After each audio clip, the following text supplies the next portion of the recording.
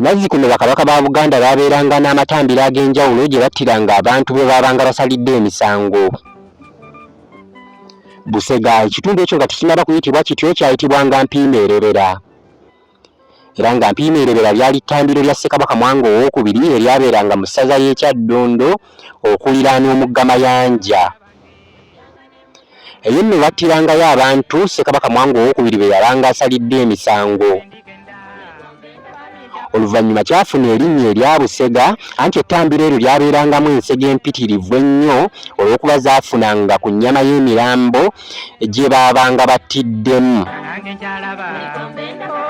Munnange Kabaka Mwanga yateranga okubuuza abantu ababanga bayiseeko mu Mpiimeerebera nti abakulu osanze bali batya? Osanze balya?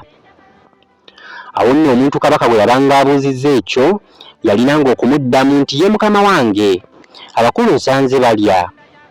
Kubanga omuntu bwe yeesiriwazanga n'amuddamu nti nedda ssebo nsanze tebalya, oba sibalabyeko oba sitegedde, nga bayinza okumwolekeza ettambiro eryo Mpiimeerebera mu bunnambiro asobole okuyamba ku bakulu okweriira ku kantu. Eyo nno y'ensibuko y'erinnya ery'ekitundu ekyo oba ekyalo ekyo Busega. Kwagaliza birungi byereere akuume atakuumira mpeera.